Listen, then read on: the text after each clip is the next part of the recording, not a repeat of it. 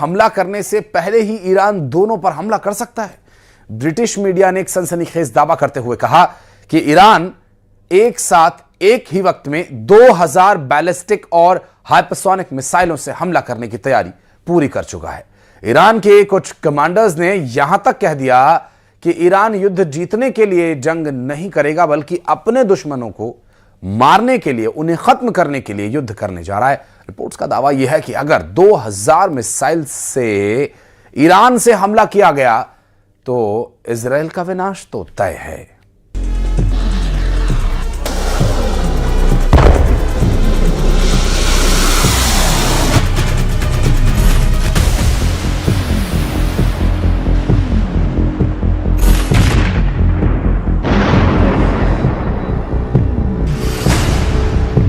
Iran का कयामती हमला, 2000 मिसाइलों से इजराइल अमेरिका पर प्रलय। बेशक ईरान में फैले भीषण हिंसक प्रदर्शनों पर ईरानी सरकार ने काबू पाने का दावा किया हो, लेकिन अभी भी ईरान पर जबरदस्त बाहरी हमले का खतरा बना हुआ है। अमेरिका का जंगी एयरक्राफ्ट कैरियर तेज रफ्तार से ईरान की तरफ समंदर में बढ़ता दिखाई दे रहा है। इधर इजराइल की मोसाद और अमेरिका की कई खुफिया एजेंसियां ये पता लगाने में जुटी है कि 28 दिसंबर 2025 से अब तक हिंसक प्रदर्शनों का घातक असर ईरान के सुप्रीम लीडर अली खामनेई के शासन पर क्या पड़ा है। इस बीच ब्रिटिश मीडिया आउटलेट द सन ने सूत्रों के हवाले से बताया कि ईरान ने बैलिस्टिक मिसाइलों और अपने परमाणु हथियार कार्यक्रम को तेजी से बढ़ाना जारी रखा है। एक्सपर्ट्स का मानना है कि ईरान का ज्यादातर परमाणु मटेरियल बच गया था। ये संशोधित यूरेनियम लगभग आधा टन है, जिससे कम से कम 10 एटम बम बन सकते हैं, जो इजराइल के साथ साथ अमेरिका के विनाश के लिए भी काफी है। खबर तो ये भी है कि रूस और चीन ने ईरान को पिछले 300 घंटे में ऐसे हथियार और खुफिया उपकरण और एयर डिफेंस से जुड़ी यूनिट्स भी पहुंचा दी है, जो अमेरिका और इजराइल के हमलों के दौरान ईरान का जबरदस्त तरीके से बचाव करेगी। एक्सपर्ट्स के दावों के मुताबिक ईरान में खामनेई शासन के खिलाफ हुए हिंसक प्रदर्शनों से ईरान सरकार कांप गई और अब खामनेई भीषण खतरों के बीच कयामती हमलों की तैयारी कर रहे हैं, ताकि अमेरिका और इजराइल को लंबे वक्त के लिए नुकसान पहुंचाया जा सके। लेकिन इस पूरे घटनाक्रम की शुरुआत हम करते हैं उस खबर से जिसने अमेरिका और इजराइल के होश उड़ाकर रख दिए हैं। जीतने के लिए नहीं, मारने के लिए लड़ रहा है ईरान। ईरान इस वक्त दावा कर रहा है कि ईरान में हुए हिंसक प्रदर्शनों के पीछे इजराइल की मोसाद और अमेरिका की CIA जैसी खुफिया एजेंसियों के एजेंट थे, जो ईरान से खामनेई शासन का तख्ता पलट करने की कोशिश में जुटे थे। जिस वक्त अमेरिका के राष्ट्रपति ट्रंप ने दावा किया था कि ईरानी प्रदर्शनकारी सड़कों पर डटे रहें, अमेरिका से मदद ईरान पहुंच रही है, उस वक्त ईरान ने रूस और चीन की मदद से अमेरिका और इजरायली हमलों से निपटने के लिए कई खुफिया तैयारियां महज 48 घंटे में ही पूरी कर ली थी। अब ब्रिटिश मीडिया आउटलेट द सन ने खुफिया रिपोर्ट्स के हवाले से एक बहुत बड़ा दावा किया है कि ईरान को अगर जरा भी लगा कि उसके ऊपर अमेरिका और इजराइल दोनों भीषण हमला करने जा रहे हैं, तो ईरान ऐसी स्थिति में पहले ही हमला कर देगा, जिसके लिए उसकी तैयारी पूरी हो चुकी है। ईरान खास तौर से अपने बैलिस्टिक और हाइपरसोनिक मिसाइलों से मिडिल ईस्ट में मौजूद अमेरिका के सैन्य ठिकानों और इजराइल में मौजूद सभी सैन्य ठिकानों पर एक साथ मिसाइल सुनामी के जरिए हमला करने की तैयारी कर चुका है। 2000 ईरानी मिसाइलें हमले को तैयार, इजराइल अमेरिका पर प्रलय। ईरानी जनरल मुसावी का ताजा बयान डराने वाला है। जनरल मुसावी ने कहा कि हम अब और नुकसान नहीं सहेंगे, यानी इजराइल या अमेरिका ने हमारी सीमाओं की ओर कदम भी बढ़ाया तो हमारे कई मोर्चों पर तैनात कमांडर एक साथ फायर का बटन दबा देंगे। जनरल मुसावी का ये बयान और ब्रिटिश मीडिया आउटलेट द सन ने खुफिया रिपोर्ट्स के हवाले से जो दावा किया, वो अमेरिका और इजराइल के होश उड़ा चुका है। द सन के मुताबिक ईरान एक साथ 2000 मिसाइलों से अमेरिका और इजराइल पर एक साथ हमले की तैयारी कर चुका है। दावों के मुताबिक ईरान ने बैलिस्टिक मिसाइलों और अपने परमाणु हथियार कार्यक्रम को बढ़ाना जारी रखा है। एक्सपर्ट्स का कहना है कि पिछले साल जून में ईरान की परमाणु सुविधाओं पर अमेरिकी हमलों में तेहरान का ज्यादातर परमाणु मटेरियल बच गया था। ये संशोधित यूरेनियम लगभग आधा टन है, जो ईरान को कम से कम 10 एटम बम बनाने की क्षमता देता है। द सन की रिपोर्ट के मुताबिक ईरान इजराइल पर 2000 मिसाइलों से हमला करने की योजना बना रहा है, जो जून 2025 के 12 दिनों तक चले युद्ध से कई गुना बड़ा होगा। जून 2025 में हुए हवाई हमलों के दौरान ईरान ने लगभग 550 बैलिस्टिक मिसाइलें और 1000 से ज्यादा किलर ड्रोन लॉन्च किए थे, जिन्होंने इजराइल में भारी नुकसान पहुंचाया था। अब ईरान जो तैयारी कर रहा है, उसे रोकना इजराइल के लिए बहुत मुश्किल होगा। एक्सपर्ट्स के मुताबिक ईरान चीनी तकनीक की मदद से एक साथ 10 गुना ज्यादा अपग्रेडेड बैलिस्टिक और हाइपरसोनिक मिसाइलें लॉन्च करने की योजना बना रहा है। रिपोर्ट में बताया गया कि पूरे देश में हिंसक प्रदर्शनों के बावजूद बैलिस्टिक मिसाइल प्रोडक्शन लाइनें 24 घंटे काम कर रही है। इजराइल के institute for national security studies के डॉक्टर रजजिंत ने 3 दशकों तक ईरानी खतरों पर स्टडी की है। उन्होंने द सन को बताया कि अगर युद्ध अगले दौर में पहुंचता है, तो इजराइल सिर्फ मिलिट्री साइट्स या न्यूक्लियर फैसिलिटीज या मिसाइलों को ही निशाना नहीं बनाएगा, वो तेल प्रतिष्ठानों और खुद इस्लामिक शासन पर हमला करेगा। तब ईरान चुप नहीं बैठेगा और मिसाइलों से जवाबी हमला करेगा, और ये इस संघर्ष को क्षेत्र में मौजूद अमेरिकी ठिकानों और खाड़ी देशों तक बढ़ा देगा। ईरान के पास कम से कम 400 किलोग्राम यूरेनियम है, जो 60% तक समृद्ध है। अगर ये 90% तक के सैन्य स्तर तक समृद्ध किया जाए, तो 10 परमाणु बम बनाने के लिए काफी होगा। विशेषज्ञों ने चेतावनी दी है कि अगर इजराइल ने फिर से हमला किया, तो तेहरान सारी हदें पार कर देगा। ईरान ने लॉक किए टारगेट, इजराइल अमेरिका की तबाही तय। ईरान की मिसाइल रणनीति और 2026 की ताजा खुफिया रिपोर्ट के आधार पर ईरान ने अपनी 2000 मिसाइलों के लिए इजराइल के भीतर बेहद संवेदनशील ठिकानों की पहचान की है। ईरान का मानना है कि इतनी बड़ी संख्या में मिसाइलें दागने से इजराइल का एरो और डेविड स्लिंग जैसे एयर डिफेंस सिस्टम ओवरलोड हो जाएंगे और वो हर मिसाइल को नहीं रोक पाएंगे।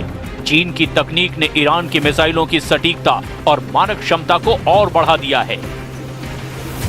जून 2025 के युद्ध में ईरान की 10% मिसाइलें इजराइल के डिफेंस को भेदने में सफल रही थी। इजराइल को पता है कि अगर इस बार 2000 मिसाइलें आई, तो तबाही का मंजर बहुत भयानक होगा, और यही वजह है कि नेतन्याहू सीधे हमले की बजाय बहुत फूंक कर कदम रख रहे हैं। खुफिया रिपोर्ट के मुताबिक ईरान ने अपने मिसाइल यूनिट्स को अब हाई अलर्ट पर रखा है। ईरानी सेना के शीर्ष कमांडरों ने चेतावनी दी कि वो अमेरिका और इजराइल की ओर से किए जाने वाले हमलों का इंतजार नहीं करेंगे, बल्कि खतरा महसूस होने पर प्री एक्टिव स्ट्राइक यानी कि पहले हमला कर सकते हैं। अब आप ये भी जान लीजिए कि ईरान को चीन और रूस से क्या मदद मिल रही है, और ईरान इजराइल में अपने कौन कौन से संभावित टारगेट हमले के लिए लॉक कर चुका है।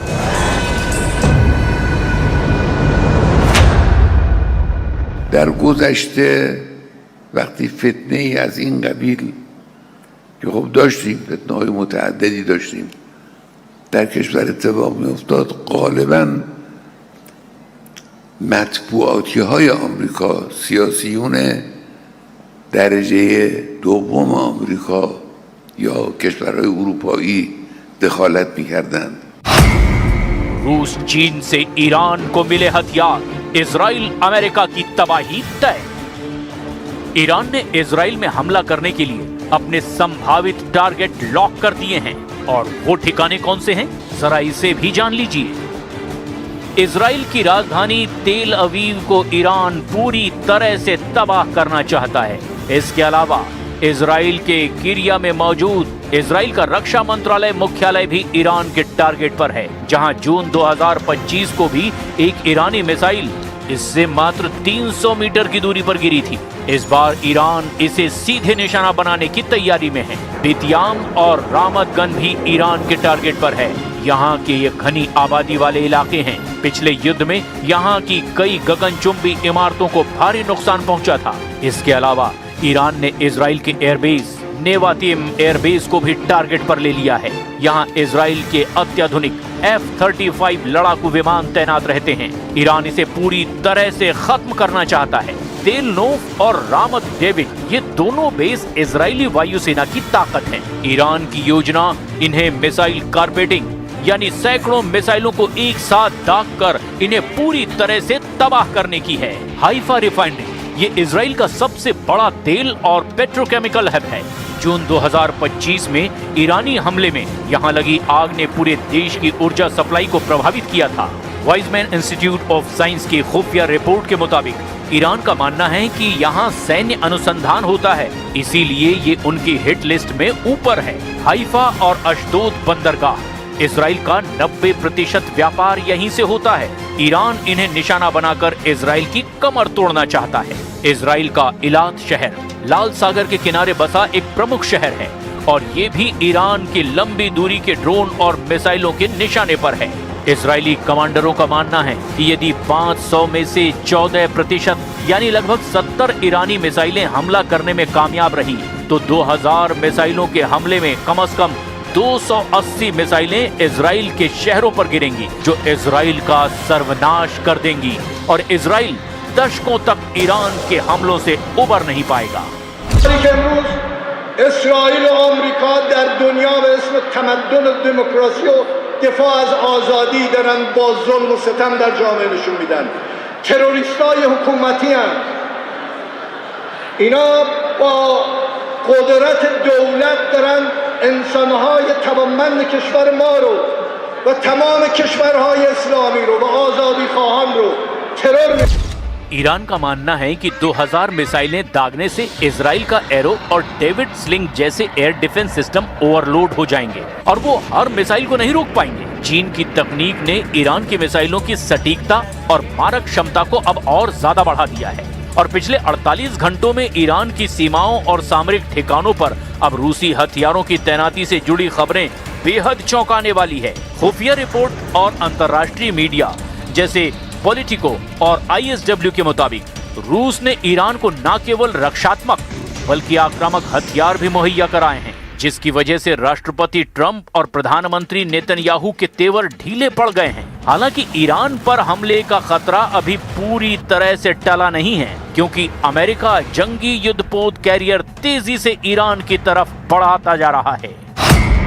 हमले को तैयार USS अब्राहम लिंकन 100 घंटे में ईरान पर हमला। ताजा सैन्य रिपोर्ट के मुताबिक USS अब्राहम लिंकन यानी कि CVN-72 का मूवमेंट इस समय दुनिया भर की खुफिया एजेंसियों के रडार पर है। 14 से 15 जनवरी 2026 को दक्षिण चीन सागर छोड़ने के बाद ये युद्धपोत मलक्का जलडमरू मध्य को पार कर चुका है और इस समय हिंद महासागर के मध्य क्षेत्र में तेजी से बढ़ता दिखाई दे रहा है। इसे अपनी मंजिल यानी ओमान की खाड़ी या अरब सागर तक पहुंचने में लगभग 4 से 5 दिन और लगेंगे और उम्मीद ये है कि 21 से 23 जनवरी 2026 के बीच ईरान के स्ट्राइक रेंज में पहुंच जाएगा। पेंटागन के सूत्रों के मुताबिक ये युद्धपोत वहां पहुंचते ही हमला नहीं करेगा, बल्कि ये एक सॉवरेन मोबाइल एयरबेस के रूप में तैनात होगा। इसका मुख्य मकसद ईरान को रोकना है, लेकिन यदि ट्रंप प्रशासन गो अहेड का आदेश देता है तो ये वहां पहुंचते ही 24 घंटे के भीतर ईरान पर हमला पूरी ताकत से शुरू कर देगा। USS अब्राहम लिंकन दुनिया के सबसे बड़े परमाणु संचालित विमान वाहक पोतों में से एक है। इसकी लंबाई 1092 फीट यानी लगभग 3 फुटबॉल मैदानों के बराबर है। इस पर 90 से ज्यादा लड़ाकू विमान और हेलीकॉप्टर तैनात हो सकते हैं। सबसे खास बात यह है कि इस पर F-35C lightning 2 stealth fighter jets तैनात हैं, जो ईरान के रडार को चकमा देकर उसके परमाणु केंद्रों को भी निशाना बना सकते हैं। इसमें तो परमाणु रिएक्टर लगे हैं, जिससे ये बिना ईंधन भराए 20 से 25 साल तक चल सकता है और इसकी गति 30 समुद्री माइल यानी कि 56 किलोमीटर प्रति घंटा से भी ज्यादा है। USS अब्राहम लिंकन अकेला नहीं चलता, इसके साथ जहाजों का एक पूरा सुरक्षा घेरा और हमलावर बेड़ा भी होता है। इसके साथ यूएसएस स्प्रांस और यूएसएस माइकल मर्फी जैसे आधुनिक गाइडेड मिसाइल डिस्ट्रॉयर भी हैं। ये जहाज एजिस डिफेंस सिस्टम से लैस है जो ईरान की 2000 मिसाइलों को ट्रैक करके और नष्ट करने में भी सक्षम है। इस बेड़े में शामिल जहाजों के पास सैकड़ों टॉमहॉक क्रूज मिसाइलें हैं जो ईरान के भीतर 1600 किलोमीटर दूर तक सटीक निशाना लगा सकती हैं। आमतौर पर इस स्ट्राइक ग्रुप के नीचे एक परमाणु संचालित हमलावर पनडुब्बी जैसे वर्जीनिया क्लास चुपचाप चलती है जो पानी के नीचे से मिसाइल दाग सकती है। अमेरिकी सेना अब सर्च अटैक की तैयारी में है। इसका मतलब है केवल मिसाइलें ही नहीं बल्कि B-2 स्टिल्थ बॉम्बर्स और यूएसएस अब्राहम लिंकन के विमान एक साथ ईरान के 500 से ज्यादा बहुत ही महत्वपूर्ण ठिकानों पर हमला करेंगे ताकि ईरान की 200 मिसाइलों को लॉन्च होने से पहले ही नष्ट किया जा सके। Now I hear that Iran is trying to build up again, and if they are, we're going to have to knock them down. We'll knock them down. We'll knock the hell out of them. लेकिन Iran पर ऐसा हमला करने से पहले राष्ट्रपति Trump को 100 बार सोचना पड़ेगा, क्योंकि अगर जरा भी चूक हुई तो ईरान युद्ध इजराइल के वजूद पर भारी पड़ेगा। वहीं अमेरिका के लिए गले की हड्डी भी साबित हो सकता है। अब ऐसे हालात में देखना यह होगा कि पहले ईरान अमेरिका और इजराइल पर हमला करता है या फिर अमेरिका और इजराइल ईरान के हमले से पहले ही उसे तबाह कर देते हैं।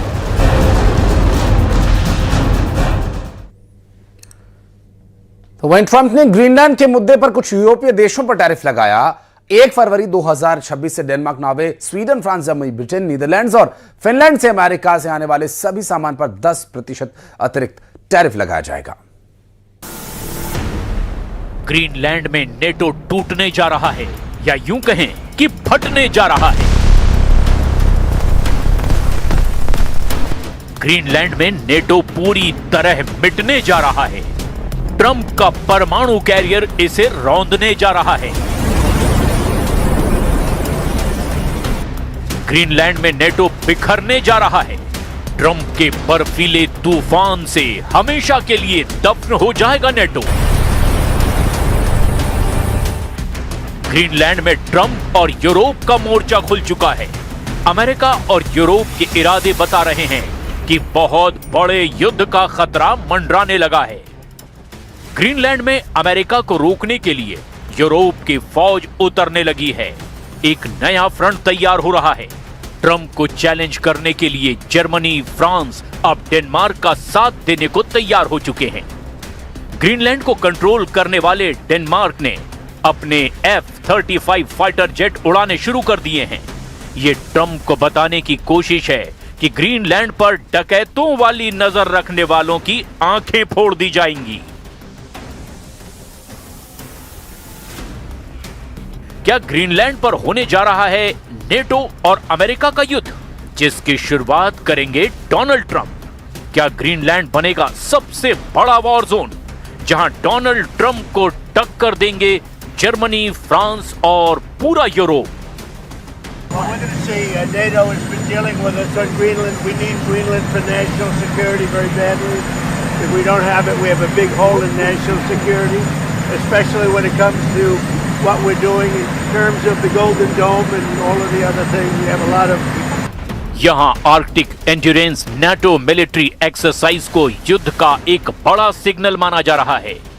अमेरिका एक बहुत बड़ी पावर है, ये पूरा यूरोप जानता है, लेकिन अब इस टक्कर में नेटो टूटता हुआ नजर आ रहा है और बड़े सवाल भी खड़े कर रहा है। क्या ग्रीनलैंड में होगा विश्व युद्ध जिसमें टूट जाएगा नेटो? और इस युद्ध का लाल फीता काटने की शुरुआत डोनाल्ड ट्रंप ने कर दी है। क्या ग्रीनलैंड में पूरी तरह तबाह हो जाएगा नेटो, क्योंकि डोनाल्ड ट्रंप ने इस युद्ध की बुनियाद रख दी है? क्या ग्रीनलैंड में नेटो को खत्म करने के लिए अमेरिकी नौसेना इस बर्फीले द्वीप को रौंद डालेगी? We have got the strongest military in the world and it's only getting stronger. And you saw that with Venezuela, you saw that with the attack on Iran, with the knocking out their nuclear capability potentially. So, we're talking to NATO. Trump की धमकी मिलने के बाद न सिर्फ Denmark घबराया हुआ है, बल्कि यूरोप में खलबली मची हुई है।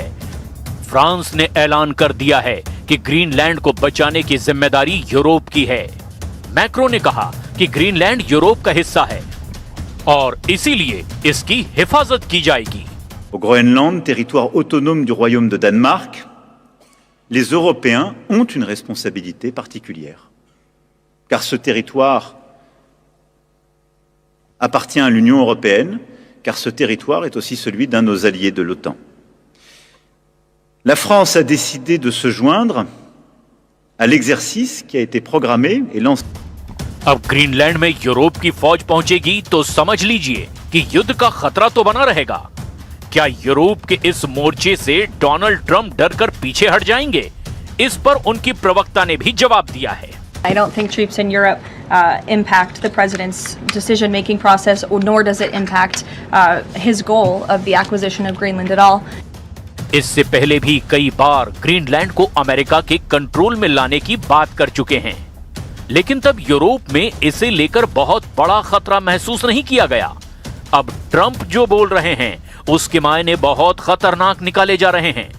ट्रंप ने अमेरिकी कांग्रेस के संयुक्त सेशन में ग्रीनलैंड पर बड़ा धमाका किया था। उन्होंने 4 मार्च 2025 को ही कहा था कि वो ग्रीनलैंड को अपने कब्जे में लेंगे और ये किसी भी कीमत पर किया जाएगा। I have a message tonight for the incredible people of Greenland. We strongly support your right to determine your own future, and if you choose, we welcome you into the United States of America. और women's premier league RCB में शानदार प्रदर्शन RCB का जारी है। Women's premier league में